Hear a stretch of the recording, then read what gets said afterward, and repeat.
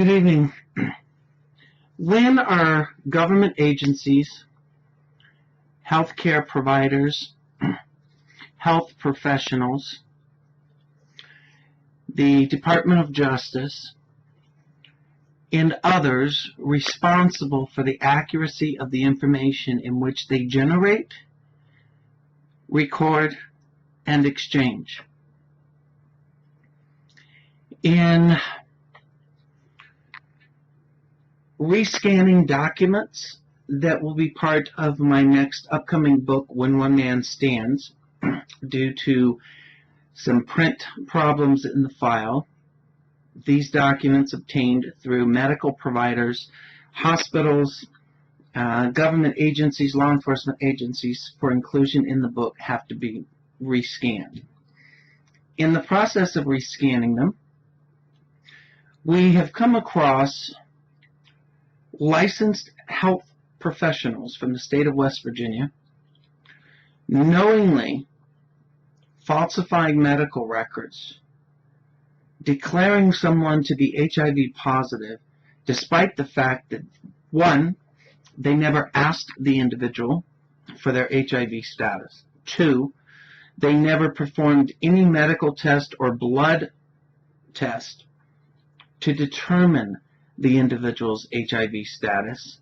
And three, they had no other medical records for this individual for his history that indicated that he was HIV positive. But these medical professionals not only entered this into official records maintained by the hospital, by the state of West Virginia, but they did it repeatedly over the course of 14 days. In addition, another hospital, Jefferson Memorial in Ranson, West Virginia, by and through a Dr. Liza Hiles, entered in 5 progress notes and 1 discharge summary, statements of diagnosis of HIV positive status, noting that the individual was not participating in HAART therapy. Now, Dr. Hiles, when confronted when this information became known, said that she could not recall where she got the information from. The hospital refused to remove the inaccurate information from medical records, citing HIPAA laws, prohibiting them from taking out anything that had been entered by a healthcare professional. The United States Secret Service distributed information alleging individuals having a lifelong or years of family and personal mental health history and treatment, with nothing to substantiate those allegations.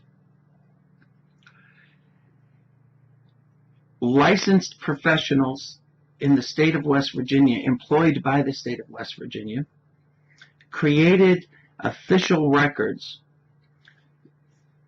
claiming that an individual had an extensive criminal history of identity theft, along with multiple other alleged criminal histories that were based not in fact, not in documentation from any law enforcement agency, but according to these professionals, this information was received from a third party, despite the fact that the third party has gone on the record and noted that they had no conversations with any of these officials at this particular medical facility because they were not within the jurisdiction of their office. People say that, oh, it's a conspiracy theory when you question the government's ability and actions in trying to distort and manufacture histories on individuals for the purposes of retaliating against them or trying to portray an individual as being something that they're not. This isn't a conspiracy theory, people. I'm holding in my hand a document from the Jefferson Memorial Hospital in Ransom, West Virginia, where the doctor and the hospital's liability control, or hang on, let me give you, Director of Quality and Risk Management, openly admits that they have no idea where they came up with the fact that someone was HIV positive.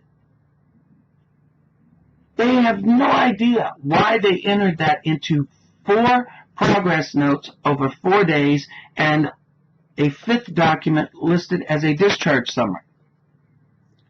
They openly admit that they conducted no medical testing whatsoever. And I quote, "After speaking with Dr. Lyle, she has entered a progress note in your medical record stating that she could not determine exactly where the information came from, but that Jefferson Memorial Hospital did not obtain blood work to test for HIV and does not definitively know your HIV status. However, that you stated that you have never tested positive for HIV." Okay.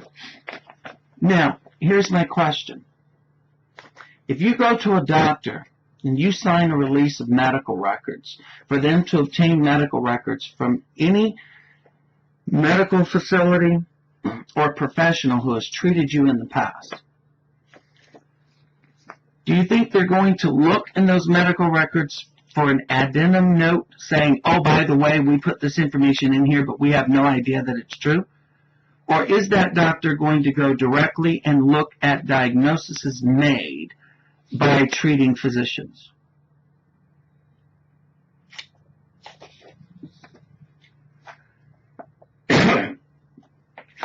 People say, oh, law enforcement, government agencies, they don't jimmy with records, they don't hide information, they don't bury stuff. Well, how about this? On September 28th of 2010, a Jefferson County Sheriff's Corporal by the name of Kevin J. Boyce, according to an entry note in Jefferson Memorial Hospital's emergency room log at 04:50 a.m., Officer K.J. Boyce stated patient now in his custody. In addition to these emergency room notes, this looks like it was entered by a D.G. Hartman, RN. The hospital staff goes on to perform medical procedures on an individual despite the fact that that individual refused to allow them to do so. And they did so based on the statement by Corporal Kevin J. Boyce that the patient was in the custody of the Jefferson County Sheriff's Department. What's more amazing is repeated requests to the Jefferson County Sheriff's Department in Jefferson County, West Virginia, for copies of arrest reports and police reports concerning their department's involvement in the entry into a private hotel room and the authorization of medical treatment on an individual who refused medical treatment. The sheriff and the prosecuting attorney for Jefferson County, West Virginia, state that there are no such records because at no time did the sheriff's department arrest this individual or take this individual into custody.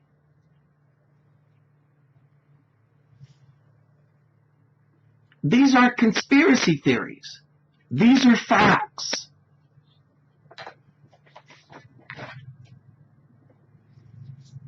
Five days later,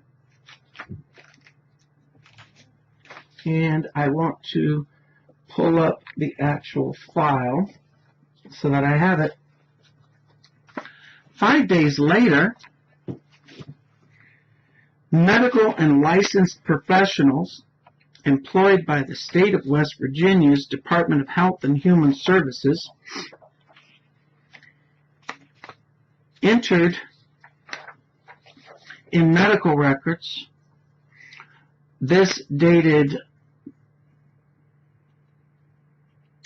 October 1st, 2010, I contacted Tom Shepard with the United States Secret Service per request of Christy Crook, NCC, as he is requesting a copy of commitment papers. Papers will be faxed on Monday. Fax number 304-347-5187. Phone number, area code 304-347-5188. Cell phone number 304-266-8397. Mr. Shepard is to be notified if patient is released. Regina G. Hudson, social worker, October 1st, 2010, 1650 hours, which would make that at 4:50 p.m. Regina Hudson agreed to fax medically privileged information without first obtaining a release from the person whose record she was faxing to this agent, and even noted that any action upon release of this patient, Mr. Shepard would be notified. Under what jurisdiction? None. It gets better.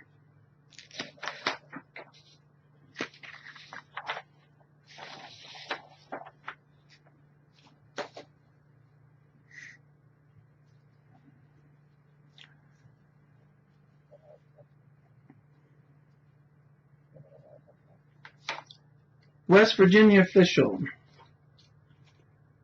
employee, West Virginia Department of Health and Human Services, William F. Pettit, Jr., MD, psychiatrist, October 1st, 2010, 1828 hours. Patient is a 49-year-old single gay male who on the AM of 9/27/10 was found to have made a drug overdose with morphine sulfate. He had placed a video of himself taking the medication on the internet on the evening of 9/26/2010, his 49th birthday. I'm reading just these parts because I want to emphasize something. Official records created and generated by state agencies are used for the purposes of documenting stuff in an official capacity. They are taken as being gospel.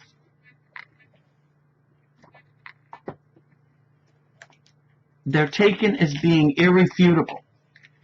That whatever these licensed state officials enter into a record is taken as being 100% factual.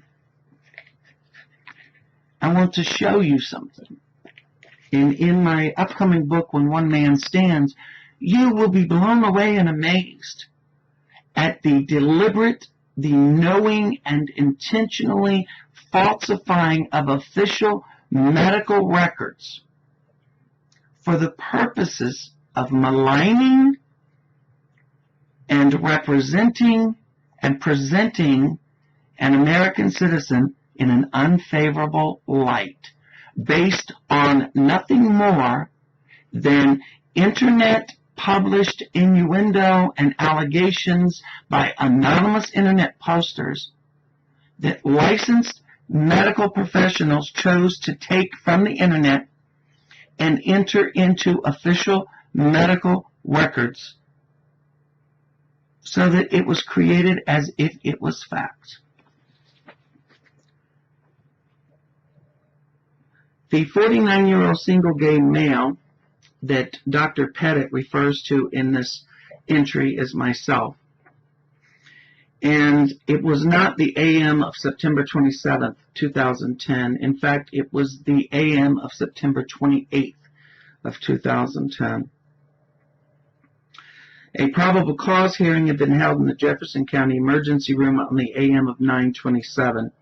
Again, understand something. By entering this information into the medical records of a state facility under a involuntary commitment makes this an official record.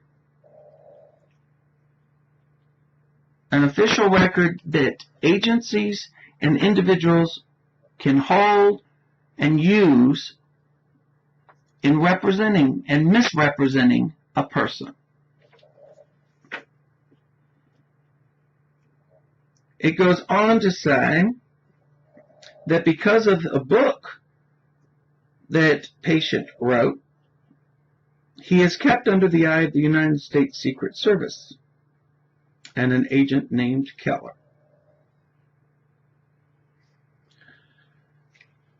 Now, based on the state of West Virginia's official records created and generated by agents and representatives of West Virginia's Department of Health and Human Resources.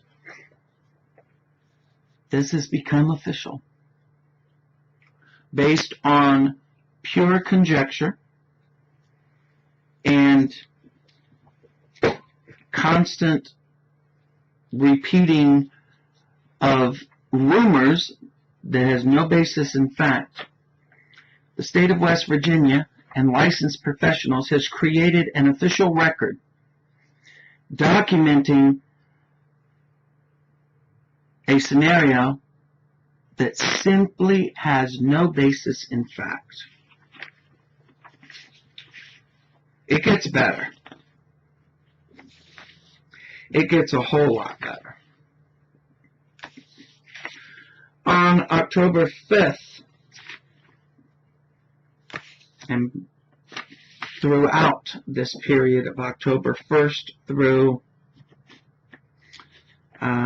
October 14th of 2010, employees in their official capacity as agents at the state of West Virginia and the Department of Health and Human Services continue to create a record based on hearsay, internet rumor, and third-party relaying of information that was not factual to begin with, and you can only imagine how much it got distorted by the time it got handed down to them. Regina Hudson. This, so that people understand, give me 1 second. On October 4th, Regina Hudson takes a statement from the internet that was published in 2008 in an effort to try to discredit me, which alleged that I was a liar about being in Chicago in 1999, because at the time that I alleged to have been in the state of Illinois, I was in fact incarcerated in a locked psychiatric facility in the state of Texas. Again, this internet rumor and post has no basis in fact. It's completely fabricated, and there's absolutely zero truth to it. But on October 4th of 2010, at 9:31 a.m., a state-licensed social worker in the state of West Virginia employed at the William R. Sharp Jr. Hospital in Weston, West Virginia, entered into the record being created by this particular institution. Quote, patient has a history of suicide attempt by overdose of Benadryl and has been mentally committed before in 1999 in a psychiatric facility in the state of Texas. Doesn't matter that that statement is completely false. Regina Hudson continued to repeat it throughout these records that were generated and created by her, by Dr. Pettit, by a psychologist by the name of Melvin Dan Singleton, by a registered nurse by the name of Lisa M. Marlowe, and I mean this list goes on and on and on. Lisa M. Marlowe, registered nurse, October 5th, 2010, 8:07 a.m. Patient in to meet with the treatment team, neat in appearance. Patient reported that he is not under the investigation of the Secret Service per Agent Keller. Aha! Finally! One reference that I tried to clarify. But did they bother to verify? No. Not at all. Hang on. Patient stated someone from another office branch of the Secret Service has become involved. That's true. For those of you who were not following, I simply became overwhelmed with the weight of defending against a $30 million defamation suit after I published my first book, which was brought against me and 6 other defendants in May of 2010. I left my home here in Florida, moved to the D.C. area in order to defend against that litigation, and I prevailed on February 28th of 2012. Before prevailing in it, the pressure of trying to obtain legal counsel just became so overwhelming, and everything just got to be too much, and I did something stupid. Many people have used this incident and claimed that it was an effort to gain attention, that it was a faked suicide attempt, that I was in no danger of dying, and I mean, it has been reported and distorted from here to hell and back, and that's fine.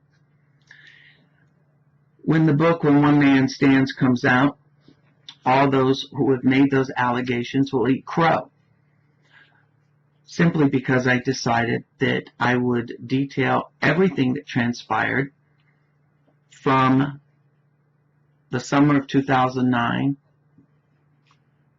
through basically 2011, 2012. And it's supported by actual documentation, medical documentation, EMS first responders documentation, the works. Even some in the conservative right who don't like being called out on their hypocrisy or their lies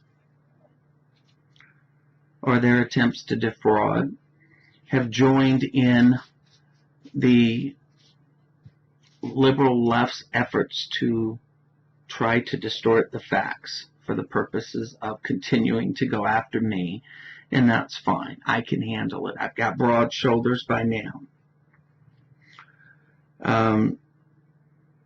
According to this entry by Lisa Marlowe and Dr. Pettit, I was extremely ill and very close to death due to that overdose. It goes on.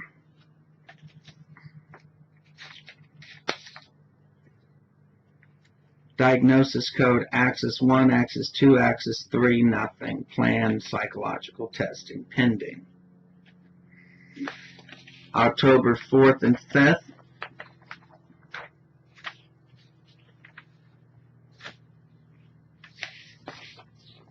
Licensed social worker with the state of West Virginia, Regina Hudson. 7:19 a.m. Social evaluation, strengths, income, placement, intelligent deficits. History extensive of overdose, uncooperative, HIV positive, and legal problems. Tom Shepard with the United States Secret Service is to be notified of patient discharge. Phone number 304-347-5188, 304-266-8397, and 304-347-5187. The hospital at no time was authorized by me or anyone representing me to release any information regarding my status or discharge from the facility to Mr. Shepard or anyone else. It gets better. Ms. Hudson goes on to allege statements from Jim Keller from the United States Secret Service.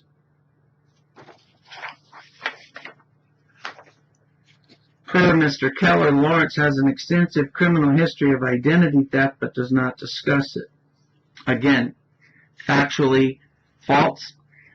Agent Keller has been contacted and asked to respond to these alleged statements attributed to him, which he has gone on the record and adamantly denied ever making any such statement to Ms. Hudson, stating that he could not have made any such statement because it's false.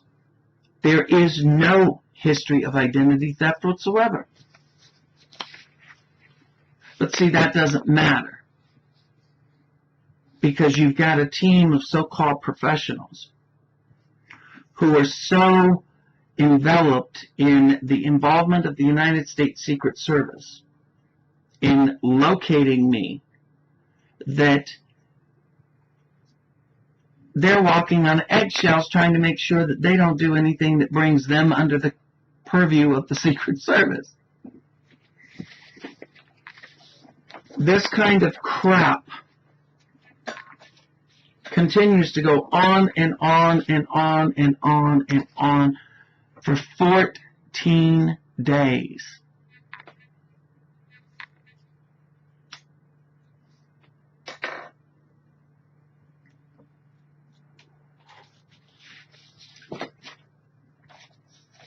In order to provide accurate information as to how the Secret Service became involved in the incidents surrounding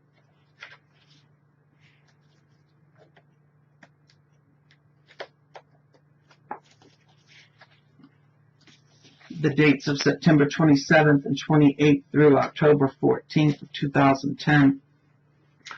We filed a FOIA request with the Department of Homeland Security, and we have those documents as well.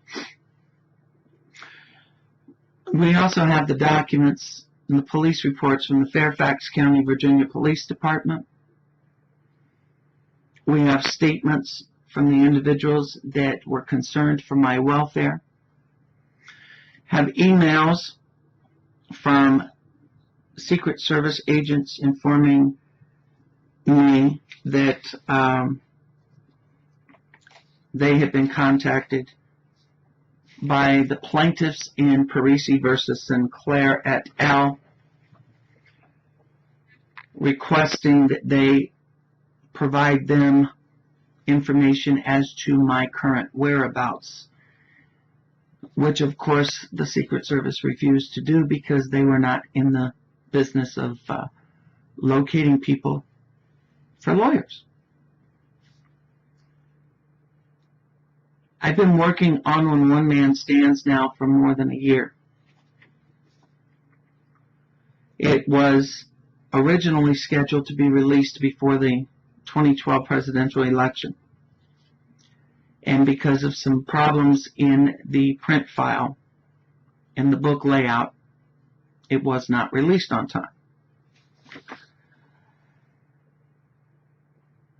Rescanning documents because we needed to redo them and reworking the book layout. I started paying even closer attention to what these documents say.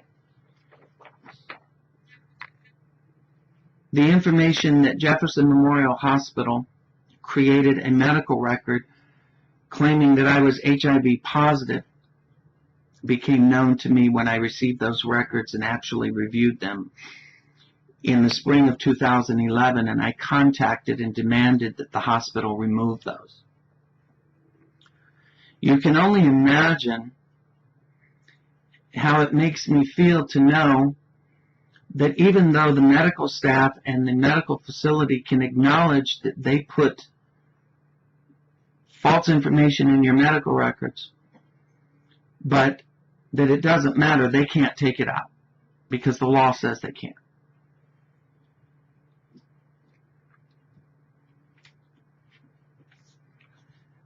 Dr. Heil says she can't recall where she got the information from. Well,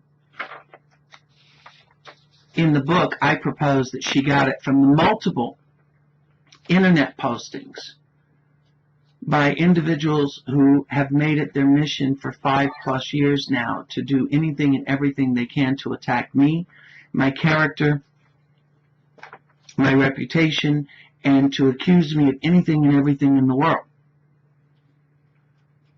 The multiple internet postings which allege that I am HIV positive, which also alleges that they witnessed me picking up my AIDS medication from different pharmacies.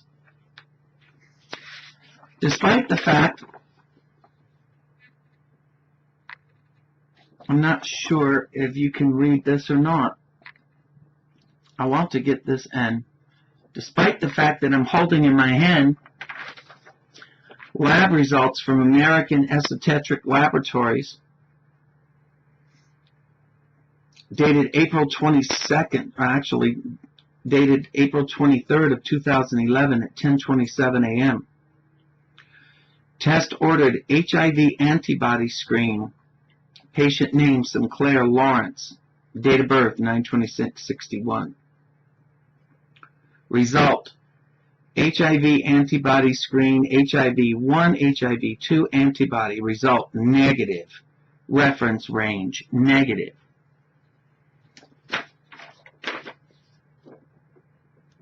See, this is what I'm talking about. I'm talking about the fact that medical professionals and facilities could have simply drawn blood and performed an HIV antibody screen before they went to the extent of publishing 5 separate times in one set of medical records and multiple times over the course of an additional 14 days of creating new records where they repeatedly identified me as being HIV positive. And in one instance, mental health professionals using the false diagnosis of HIV positivity as being a possible cause of mental or emotional problems in the future.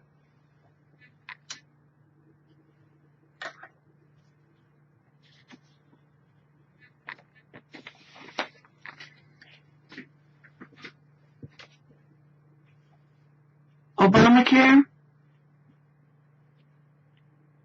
the requirement of electronic medical records, the use of government agencies in which to harass, intimidate, threaten, and attack individuals who dare stand up and speak out on anything. People, these aren't conspiracy theories. It's real life. These things are happening every single day. They continue to happen more and more. I've never been an individual to hide anything about who I am, what I've done, where I'm at this point in my life, and where I'm going. One of the biggest compliments that I received after publishing my first book was that it was open, it was revealing, and I made certain that everything about me, from my childhood to my adulthood, was an open book.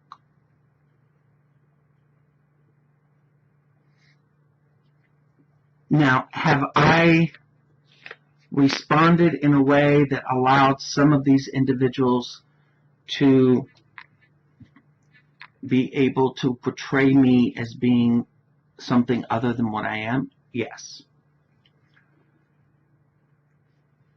Did I fall into the traps that were set in order for people to try to make me appear as some violent, delusional, irrational individual because I allowed people to push buttons that got a response? Yeah.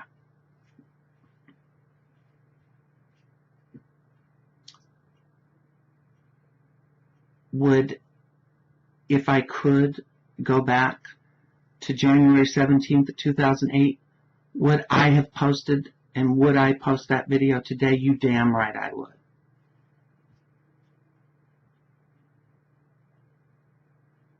See, everything in life happens for a reason.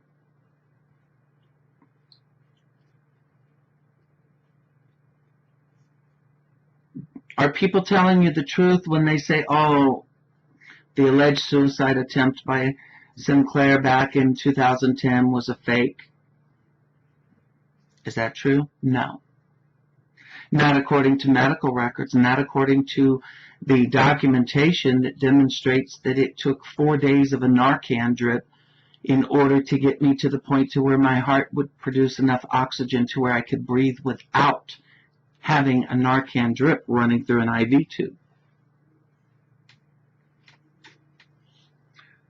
Was it a stupid thing to do? Of course.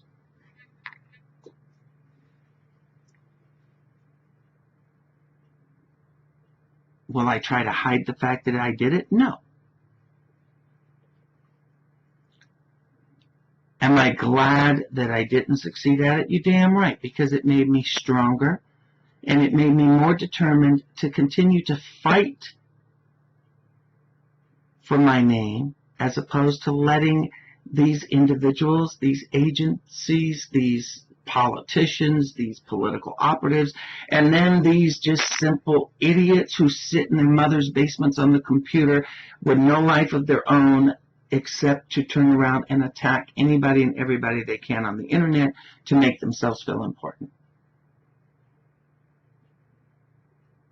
And I continue to do that to this day.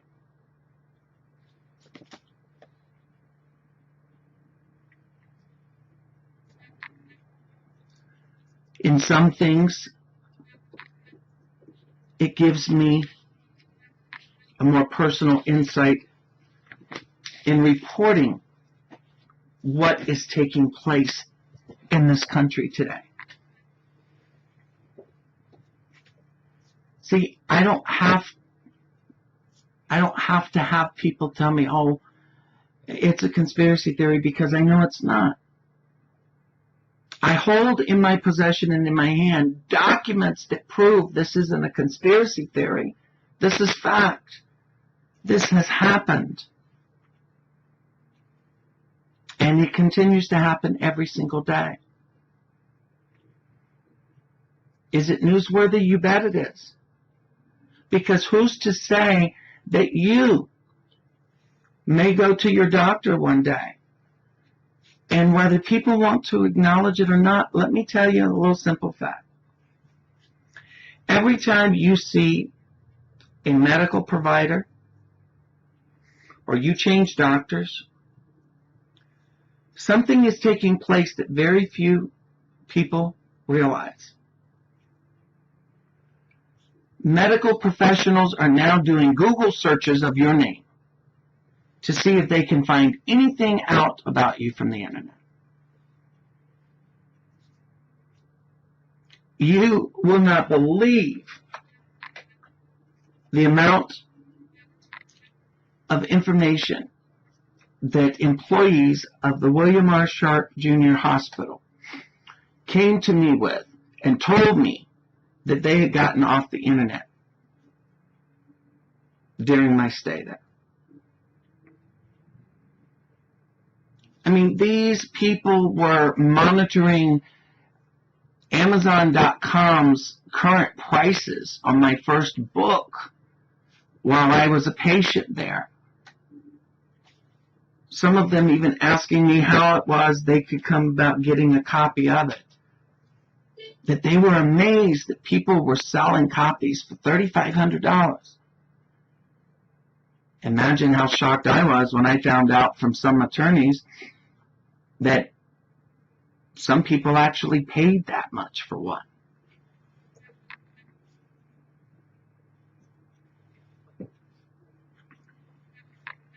Is everything a conspiracy theory? No. Is everybody in your life trying to screw you over? No. If you are openly activist, if you speak out, if you take a stand against government or against political parties or against politics or the passage of certain laws or on behalf of gun control or against it, you become a target. Not every doctor you go to is going to do Google searches to see what they can find on you, and not everyone is going to knowingly and deliberately create a false record on you. But understand something, some will.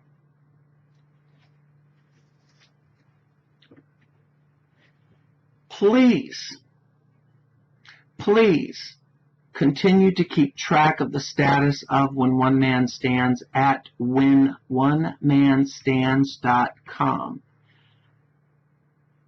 Not only is this book going to provide you, the reader, with documented evidence of manufacturing of records for the purpose of portraying a U.S. citizen in a certain light, albeit a false one. You're going to see firsthand how one federal agency says one thing, and then the actual federal agency that supposedly is responsible for creating the information record says that there is no such record. You're going to see how a sitting U.S. Senator who is now the current Vice President of the United States, how his Senate office, based on a simple phone call, had the Social Security Administration issue documents alleging that I was an absconder of a parole or probation violation out of the state of Delaware, despite the fact that I've never even been convicted of a crime in the state of Delaware. You're going to see documentation where certain individuals within the United States Secret Service from 2008, from February 2nd, 2008, according to their own documents, circulated documents and claims that me and my family had an extended mental illness history, claims of arrest for alien smuggling, despite the fact that the agency that is attributed with providing those reports says that they have absolutely no records of ever arresting or charging me with any such crime, which is true. There is no such record because I've never been arrested and charged with alien smuggling.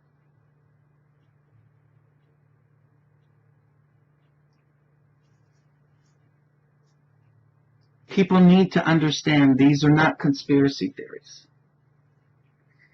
These are things that are happening. And rest assured, if you have any involvement in any organization, whether it be Republican or Democrat, whether it be libertarian or conservative, whether it be liberty movement, anything and everything you do,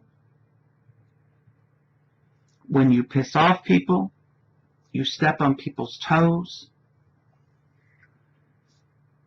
things are being documented, records are being created in a manner in which to be used to portray you as being either a danger or a lunatic or both,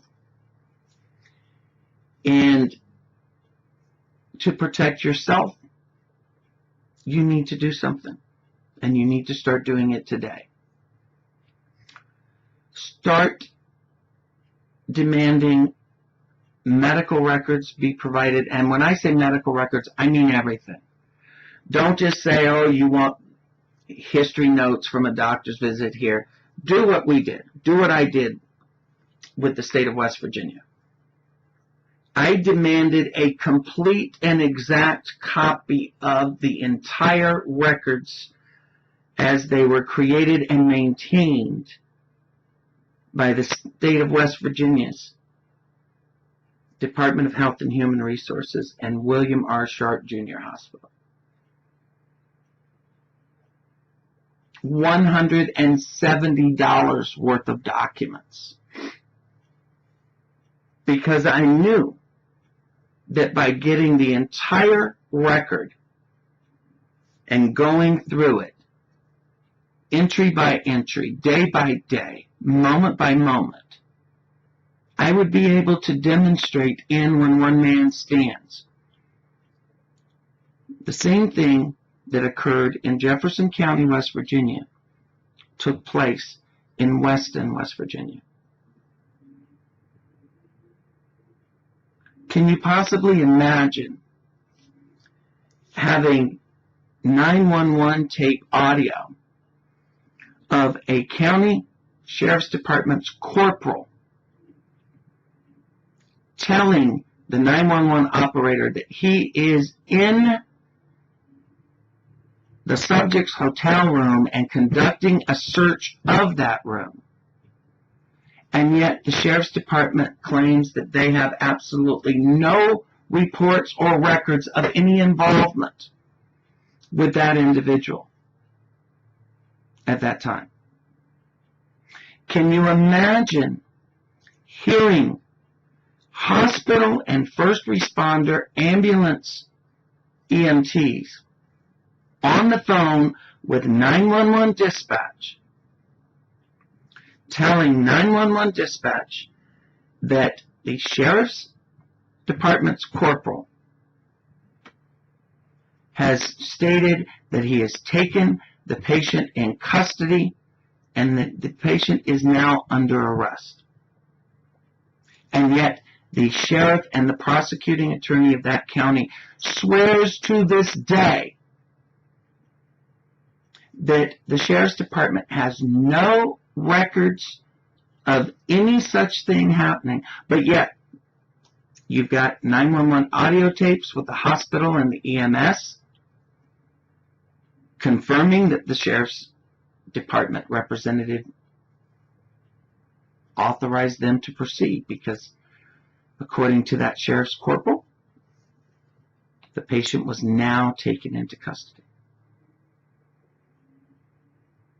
Can you imagine a sheriff of a county standing in a hospital asking doctors and hospital administrators to overrule doctors and allow his department to transport a patient who requires a Narcan drip just to be able to breathe enough on top of oxygen, to discharge them and allow his department to transport that patient to an awaiting psychiatric facility in the back of a sheriff's department's vehicle with an oxygen mask on, because the sheriff wants this individual out of his county before it becomes public knowledge that that patient is in that sheriff's county.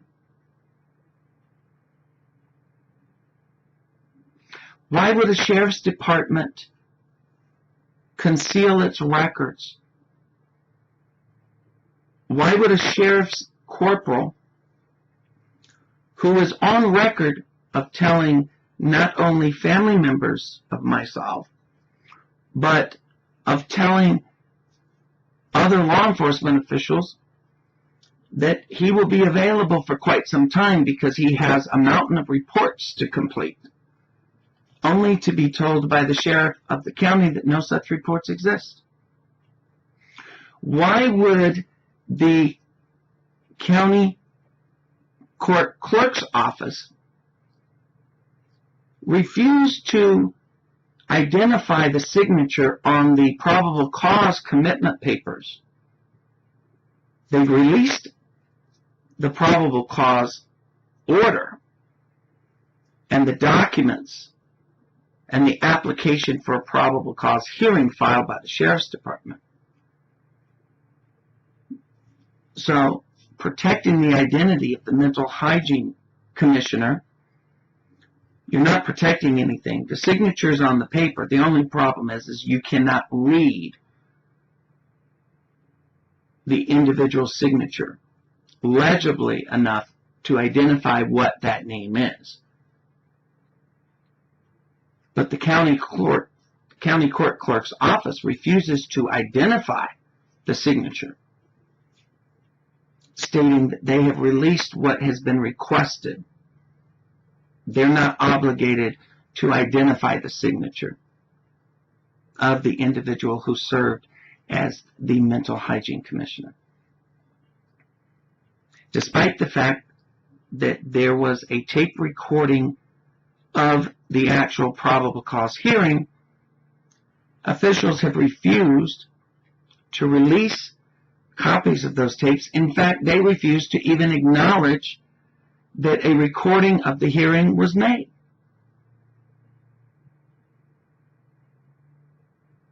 So now, for all you people out there who say, oh, they're conspiracy theorists, it's all a conspiracy, they're nuts. No. These are not conspiracy theories. These are facts. These are actual actions engaged in by individuals that are supported by documentation, that are supported by audio tapes from the 911 Communications Center, that are supported by entries by the emergency room medical staff, that are date and timed. These aren't conspiracy theories. What they are is they're a window for citizens to look and see just how government and government agencies and government officials can, have, do, and will engage in actions for the express purpose of trying to create an official record to be used to try to discredit or portray you in an unfavorable light when necessary. It hasn't worked for these individuals because I've been open and upfront and out there with all of it from day one. A lot of it I wanted to just hold off, put the actual documents themselves in the book When One Man Stands, and let you read the document in its entirety with its seal, with its agency letterhead or mask, whatever.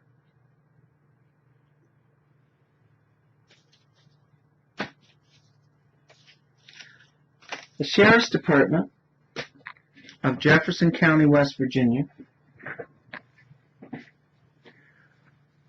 despite the fact that Sheriff Bobby Shirley and County Prosecuting Attorney swear up and down that there's no reports or records of the Sheriff's Department's involvement in September 28th of 2010 through October 1st of 2010. The audio on this CD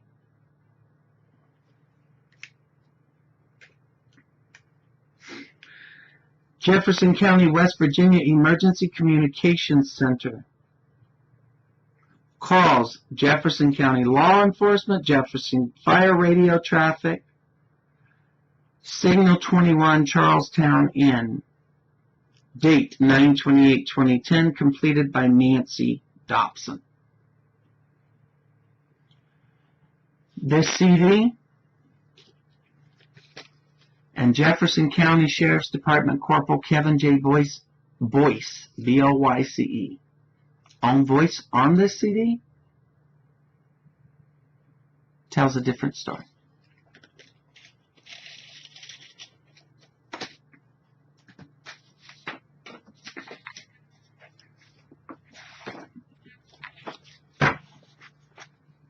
These medical notes, Independent Fire Company report, EMT ambulance report, says otherwise. Identifies Jefferson County Sheriff's Department and Corporal Kevin Boyce. These chart entry notes from the Emergency Department, Jefferson Memorial Hospital, say otherwise.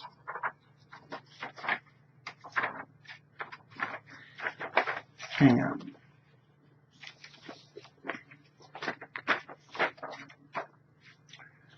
Right here, 4:50 a.m., Officer Kevin Boyce, KJ Boyce, stated, patient now in his custody. Read it.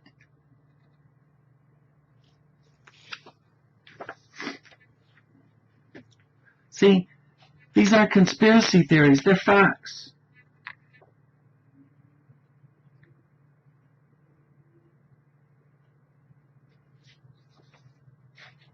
It gets better. I promise you. When One Man Stands is going to have so much documented evidence to support everything that is stated in it, that officials with the Department of Homeland Security, the Federal Bureau of Investigations, the Jefferson County Sheriff's Department in West Virginia, the State of West Virginia, Jefferson Memorial Hospital, Regina Hudson, Melvin Singleton, and on and on.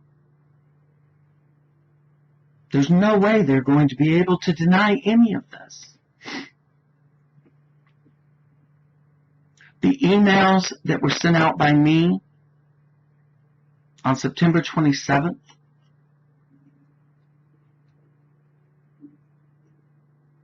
they're all here. The response from an attorney representing representing Barnes and Noble in the defamation case are here. The police reports from Fairfax County Police Department, from the forced entry into my home on September 27th of 2010 are all here. They're all part of this book. When One Man Stands is released, and yes, it will be released, and hopefully soon. But when it's released, it will amuse you, it will anger you, it will inspire you, it will cause you to question whether or not you yourself have been victimized by government agencies, individuals employed by them, healthcare professionals, or anyone who is in the position to create, edit, and modify records about you. Everything that we have compiled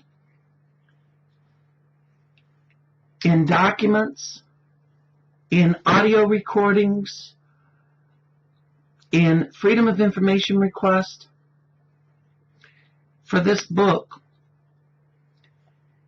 is done in a chronological order that will show the reader every step of the way who, what, where, when, why, and how.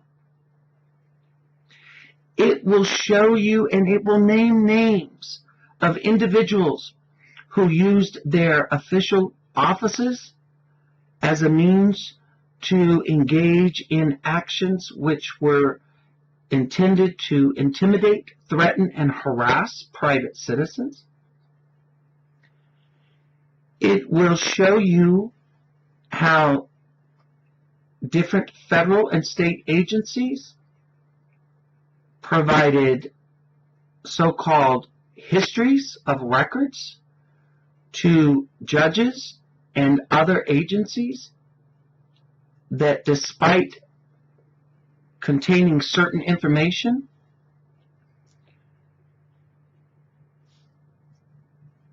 the correct and accurate records did not contain any of that information because it was added for the purposes of distorting and misrepresenting.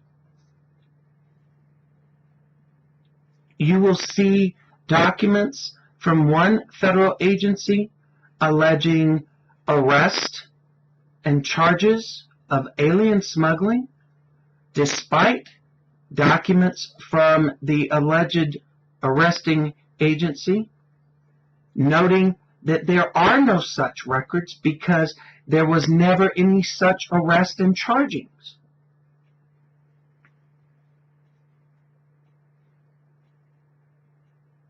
When One Man Stands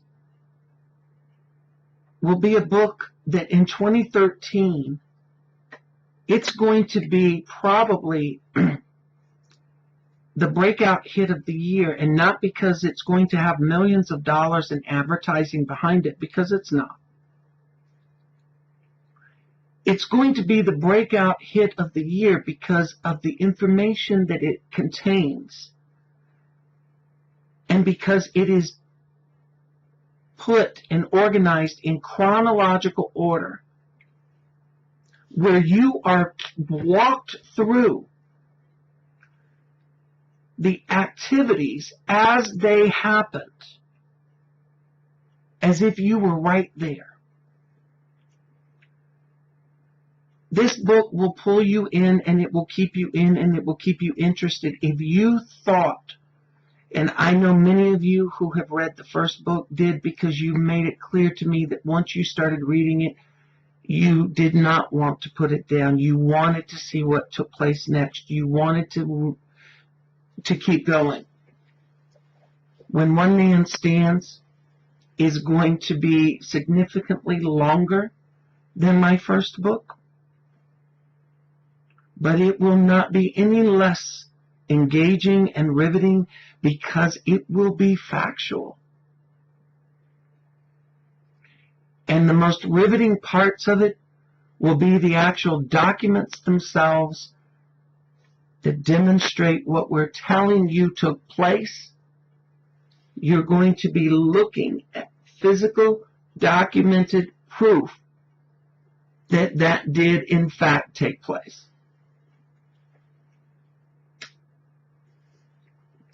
So for those of you who wonder why I am not presently continuing the radio program, one of the reasons for that is, again, like we told you in December, it had to do with economics, and the fact is that if you don't bring in advertising, then you can't continue to broadcast, because the bottom line is advertising pays the cost of broadcasting.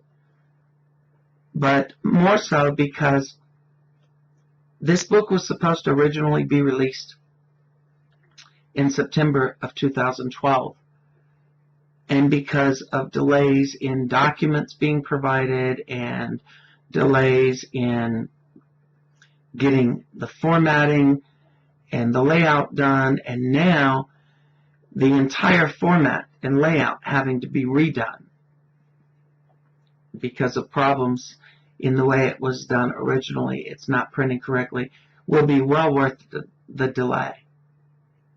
But it's extremely important to me that I make getting When One Man Stands out into readers' hands my first and foremost priority at this point.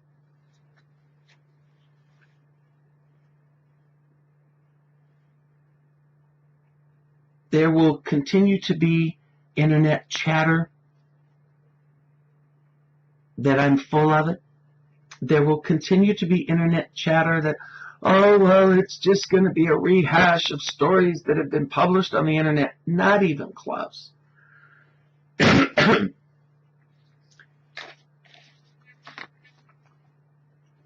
It's going to be documents of people's own handwritings, their own signatures. This isn't even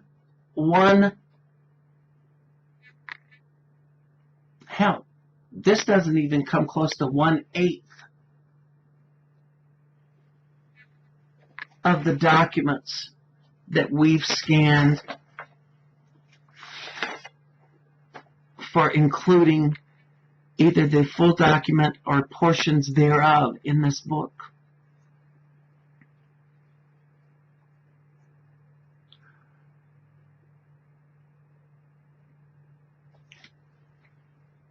When One Man Stands will make you laugh, it will make you scream, it will make you cry, it will make you throw something at the wall. But ultimately, it will make you realize that you do need to get up off your chair, your sofa, out of the car, and you need to take a stand, and you need to do so now, because God knows where we will be as a nation and where we will be as a society if we continue to allow things like this to happen, and we continue to allow government agencies, government employees, politicians, advisors, political advisors, campaign managers and advisors to attack, threaten, harass, and intimidate American citizens for having the guts to stand up and take a stand for what's right and tell the truth, no matter how that affects that individual personally. I wouldn't have changed or done anything differently other than maybe not been so quick to let people push my buttons in the beginning. if there's one piece of advice I would give anyone who might think of publicly taking a stand and fighting for what they believe is right, that one piece of advice would be all those anonymous posters and attackers on the internet who will try to draw you out and get you to respond to them, who will say anything, who will allege anything, who will claim to be anybody, but yet they don't have the guts to put their name and their face on what they write. Don't even waste your time responding to it. Just ignore it.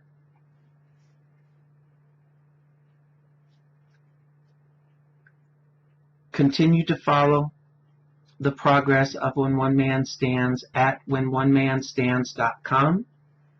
This is a book that you will have to have, you will want to have. It is one that you will tell people to read, and it's one that you will continue to hold up. Every time somebody accuses you of being part of a conspiracy theory, you'll hold this book up and you'll open it to any number of its pages, and you'll show these actual official documents, and you'll say there's nothing conspiracy about this. This is just as real as it is. I'm holding it in my hand. Not everything is conspiracy theory. Although those who would prefer you not know the truth will always resort to calling you a conspiracy theorist, because it's the easiest way for people to try to dismiss and discount what you're saying. They won't be able to do that with When One Man Stands.